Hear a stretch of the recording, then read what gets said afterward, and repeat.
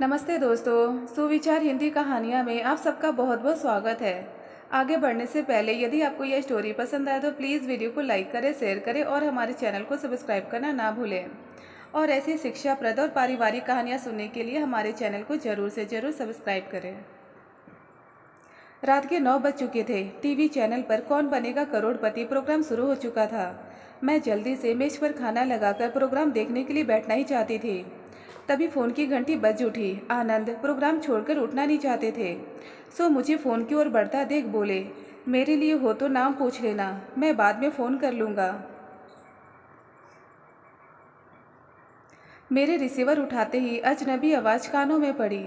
संक्षिप्त परिचय के बाद अत्यंत दुखद समाचार मिला कि आनंद के उदयपुर वाली मौसी के इकलौते जवान बेटे की एक्सीडेंट में मौत हो गई है। फ़ोन सुनते ही मैं स्तब्ध रह गई। मेरी समझ में नहीं आ रहा था कि यह दुखद समाचार मैं आनंद को कैसे दूँ। खाना मेज पर लगा था। मैं सोच में पड़ गई कि क्या पहले खाना खा लेने दूँ, फिर बताऊँ, लेकिन मेरे दिलो दिमाग ने चेहरे का साथ नहीं दिया। मुझे देखती आनंद हैरान हो गए। बोले, क्या हुआ, किसका फ़ोन था? आनंद के पूछते ही मैं स्वयं को रोक न सकी और भीगी आंखों से उन्हें पूरी बात बता दी। सुनते ही आनंद गुमसुम से हो गए। मैं भी परेशान हो उठी थी। टीवी प्रोग्राम में अब मन नहीं लग रहा था। उस प्रोग्राम से कई गुना बड़े सवाल हमारे मन में उठने लगे थे। प्रोग्राम में पूछे जा रहे सवालों का तो 4 में से एक सही उत्तर भी था, लेकिन मन में उठ रहे सवालों का हमारे पास कोई उत्तर न था। बच्चे हमें देखकर सहम गए थे। उन्हें तो जैसे तैसे खाना खिलाकर सुला दिया, लेकिन हम दोनों का चाहकर भी कुछ न खा पाए। आनंद उदयपुर जाने की तैयारी करने लगे। वहाँ जाना तो मैं भी चाहती थी, लेकिन एक तो सुबह दफ्तर में ज़रूरी मीटिंग थी, जिसके कारण मेरा अचानक छुट्टी करना संभव नहीं था। दूसरे बच्चों को कुछ दिनों के लिए कहाँ किसके पास छोड़ते। हमें हड़बड़ी में कुछ सोच नहीं रहा था। सो आनंद तुरंत ही अकेले उदयपुर के लिए रवाना हो गए। आनंद बहुत दुखी थे। यह स्वाभाविक भी था, क्योंकि मौसी से आनंद का विशेष स्नेह है। बचपन में आनंद अपनी छुट्टियां मौसी की यहाँ ही बिताना पसंद करते थे। माँ के मृत्यु के बाद तो मौसी ने माँ की जगह ले ली थी। मौसी के बेटे समन और आनंद में उम्र का भी कोई ज़्यादा फर्क नहीं था। समन आनंद का मौसेरा भाई कम, दोस्त ज़्यादा था। मौसी शादी के 10 साल बाद ही विधवा हो गई थी। बहुत मेहनत से उन्होंने अपने इकलौते बेटे समन की परवरिश की, उसे पैरों पर खड़ा किया था। समन भी श्रवण कुमार से कम न था। शादी के लिए बरसों इनकार करता रहा। माँ की कठिन तपस्या के बदले वह माँ की आजीवन सेवा करना चाहता था। वह डरता था कि कहीं कोई झगड़ालू बहू आकर माँ का जीवन जीर्ण न बना दे। मौसी का स्वभाव बहुत ही अच्छा है। उनकी जबान से शहद और आंखों से स्नेह बरसता था। मौसी के जीवन का एक ही अरमान था कि बेटे के सिर पर सेहरा देखे और बहू घर लाए, लेकिन समन था कि अपनी ही जिद पर अड़ा था। मौसी के बहुत कहने और हम सबके बहुत समझने पर समन ने शादी के लिए हामी भरी थी। उसकी शादी को 2 साल भी नहीं हुए थे कि जीवन भर माँ की सेवा का व्रत लेने वाला समन बुढ़ापे में माँ को छोड़कर चला गया था। कुछ ही दिनों बाद मैं भी दफ्तर से छुट्टी लेकर बच्चों के साथ ले उदयपुर पहुंच गई। सफ़ेद साड़ी में लिपटी मौसी और समन की पत्नी उमा मुझे वेदना की प्रतिमूर्ति लगी। मैं दोनों से गले क्या मिली कि आंसू की बाढ़ से आ गई। मौसी की गृहस्थी 2 प्राणियों में सिमट कर रह गई थी। सूनी मांग तथा सूनी गोद वाली 2 औरतें। एक के सामने पहाड़ जैसा जीवन था तो दूसरे के सामने लाचार बुढ़ापा। घर लोगों से भरा था, लेकिन समन के बिना बिल्कुल खाली लग रहा था। उमा के माता पिता उसे हमेशा के लिए अपने साथ ले जाना चाहते थे। एक तरह से यह ठीक भी था। मुझे लगा उस घर से दूर रहकर उमा का जख्म जल्दी भर जाएगा और फिर उसकी दूसरी शादी भी कर देनी चाहिए। किसी औरत के लिए पूरा जीवन अकेले काटना बहुत कठिन होता है। वैसे भी जीने का कोई तो बहाना होना ही चाहिए। अपने माता पिता के निर्णय पर उमा मुझे 2 हिस्सों में बटी हुई लगी। वह समन की यादों के सहारे जीना भी चाहती थी और पूरा जीवन अकेले जीने के भय से ग्रस्त भी थी।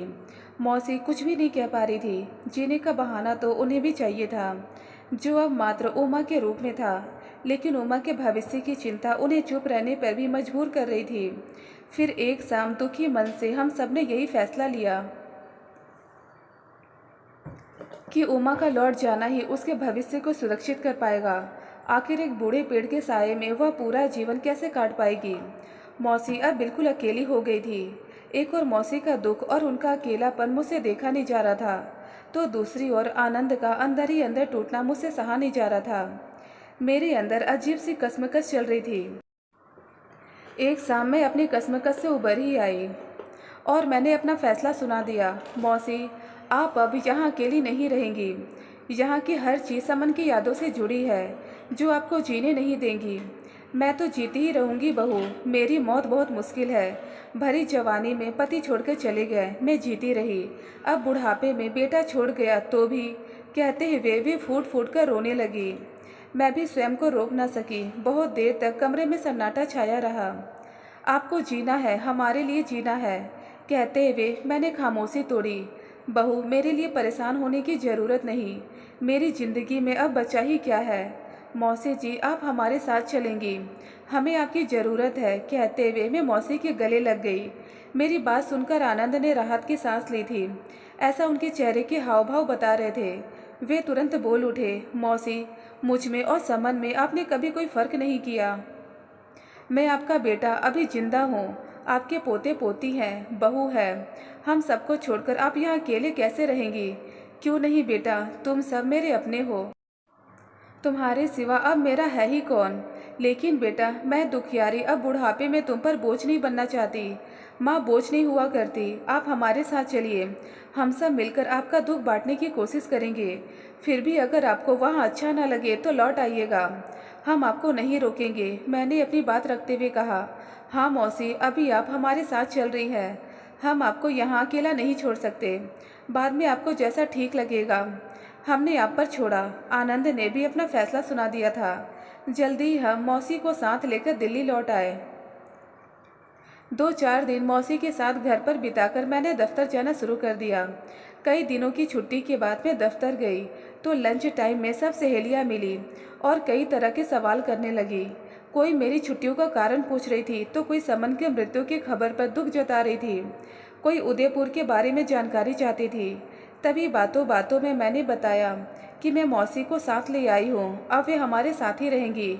मेरी बात सुनते ही रेखा बोली, पुष्पा, गई तुम भी काम से, हो गया शुरू का रोज का कलह, तानों उल्हानों का सिलसिला। मौसी ऐसी नहीं है, वे स्वभाव की बहुत अच्छी है। मैंने तुरंत उत्तर दिया, कैसी भी हो, है तो सासी, देख लेना एक दिन तेरा सांस लेना दूभर कर देगी। सुनीता ने हाथ नचाते हुए कहा। तभी काजल बहुत ही अपनेपन से बोली, तुझे बैठे बिठाए क्या पड़ी थी जो यह मुसीबत गले डाल ली? अच्छी भली गृहस्थी चल रही थी, ले आई मौसी को साथ। अरे, ऐसा फैसला लेने से पहले तुझे हमारी याद नहीं आई, जो वर्षों से सास के जुल्मों को सह रही है। तू तो फिर भी खुशहाल है, जो तेरी सास नहीं है। तुझे क्या शौक चढ़ रहा था जो मौसी सास को घर ले आई? विनीता ने मुंह बनाते हुए कहा। मेरे हस्बैंड अगर ऐसा कहते भी ना तो मैं अड़ जाती, कभी ऐसा ना होने देती। और एक तू है मूर्ख जो स्वयं मौसी को साथ ले आई। रूपा कब चुप रहने वाली थी, जो कुछ महीने पहले ही लड़ झगड़ कर ससुराल से अलग हुई थी, सो वह भी बोल उठी। मेरी बात कोई सुनने को तैयार ही नहीं थी। सब अपनी अपनी कह रही थी। उनके विचार में वे सब अनुभवी थी और मैं नादान, जिसने स्वयं ही अपने पाँव पर कुल्हाड़ी मार ली थी। उन सबकी बातें सुनकर मेरे मन में बहुत से प्रश्न उठ रहे थे। मैं उन्हें बहुत कुछ समझाना चाहती थी, लेकिन मैं जानती थी कि उस समय उनसे बहस करना फिजूल था। शाम को मेरे घर पहुंचते ही मौसी पानी का गिलास ले आई, जो हमेशा मुझे स्वयं ही भरकर पीना पड़ता था। फिर मौसी बहुत ही अपनेतों से बोली, बहू हाथ मुंह धो लो, चाय तैयार है। यह सुनते ही खुशी से मेरा तन मन भीग गया। कपड़े बदलकर हाथ मुंह धोए मेज पर पहुंचते ही मैंने देखा कि गर्मा गर्म चाय नाश्ता तैयार है। आनंद भी आने वाले होंगे, मैंने यूं ही कह दिया, जबकि गर्मा गर्म चाय नाश्ता देखकर मैं स्वयं को रोक नहीं पा रही थी। कोई बात नहीं बहू, सुबह की गई अब आई हो, थकी होगी तुम, अब तुम आराम से चाय पियो, आनंद आएगा तो मैं फिर बना दूंगी। मैं चाय पी ही रही थी कि रसोई घर से कुकर की सीटी की आवाज़ कानों में पड़ी। पता चला मौसी ने रात के खाने की तैयारी भी शुरू कर दी थी। मौसी जी, आप पूरा दिन काम में लगी रही, आप आराम किया कीजिए। यह काम तो मैं आकर रोज करती ही थी। तुम्हारी गृहस्थी है बहू, सब तुम्हें ही करना है। मैं तो यूं ही थोड़ी मदद कर रही हूँ। पहाड़ जितना बड़ा दिन खाली बैठकर गुजारना भी तो मुश्किल होता है। इन दोनों शैतानों ने आपको परेशान तो नहीं किया? मौसी की अगल बगल आकर बैठे दोनों बच्चों को देखकर मैंने हंसते हुए कहा, ये क्या परेशान करेंगे बहू? वे लोग खुशहाल होते हैं जिनके घर में बच्चों की किलकारियाँ गूंजती है। इनसे ही तो जीवन में रौनक है। मौसी बोली। शायद मैंने अनजाने में ही मौसी की दुखती रग पर हाथ रख दिया था, लेकिन मौसी ने मुझे शर्मिंदा होने का अवसर ही नहीं दिया। वे तुरंत बोली, बहू चाहो तो जब तक आनंद आता है थोड़ा आराम कर लो, रसोई की चिंता तुम मत करो। कहते हुए वे दोनों बच्चों का हाथ पकड़कर उन्हें अपने कमरे में ले गई। आजकल रह रह कर मेरे कानों में अपनी सहकर्मियों की कड़वी बातें गूंजती रहती है, लेकिन मेरा अनुभव उनके अनुभव से मेल नहीं खाता। मैं तो आजकल दफ्तर में स्वयं को इतना हल्का और तनाव मुक्त अनुभव करती हूँ कि मैं बता नहीं सकती।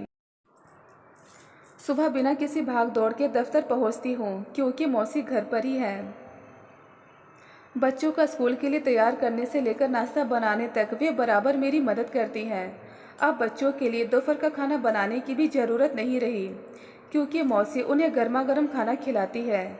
अब ना बच्चों का सामान क्रेच में देकर आना पड़ता है और न ही शाम को दफ्तर के बाद उन्हें वहाँ से लाने की चिंता है। बच्चे दिन भर अपने घर में सुरक्षित हाथों में रहते हैं। मुझे तो मौसी को घर लाने के अपने फैसले में कहीं कोई गलती नज़र नहीं आ रही। शाम को जब घर पहुंचती हूं तो घर का दरवाज़ा खुला मिलता है। मुस्कुराते और खिलखिलाते बच्चे मिलते हैं, जो दिन भर क्रेच के बंधन में नहीं अपने घर के उन्मुक्त वातावरण में रहते हैं। दोनों बच्चे दोपहर में थोड़ा आराम करने के बाद अपना अपना होमवर्क भी कर लेते हैं। मौसी को देखकर मुझे लगता है वे ऐसा घना पेड़ है जिनके साये में हम जिंदगी की तेज़ धूप से बच सकते हैं। हम सबकी भी पूरी कोशिश रहती है कि मौसी अपने गम को भूल ही रहें। एक साल मैं दफ्तर से आई तो तबीयत कुछ ठीक नहीं लग रही थी। देखते ही देखते मुझे तेज बुखार हो गया। मौसी तो परेशान हो उठी। आनंद अभी दफ्तर से नहीं लौटे थे। मौसी ने तुरंत मुझे दूध के साथ बुखार उतारने की गोली दी और पानी की पट्टियाँ रखना शुरू कर दी। आनंद को आते ही डॉक्टर के पास भेज दिया। जब तक मेरा बुखार नहीं उतरा वे मेरे पास से नहीं उठी। मौसी का ऐसा स्नेह देखकर मैं स्वयं को रोक ना सकी। मेरी आंखें भीग गई। मौसी के हाथ अपने हाथों में लेकर मैंने पूछा, आप आनंद की मौसी हैं या मेरी माँ? चल पगली, आनंद की मौसी बाद में हो, पहले तेरी माँ हो। बहू क्या बेटी नहीं होती? सास क्या माँ नहीं होती? मौसी की जबान से सदा की भांति शहद और आंखों से स्नेह बरस रहा था। माँ ही तो होती है, कहते हुए मैं मौसी से लिपट गई। उस पल मुझे मौसी से वैसी गंध आ रही थी जो मैं बचपन में अपनी माँ के गले लगकर महसूस करती थी।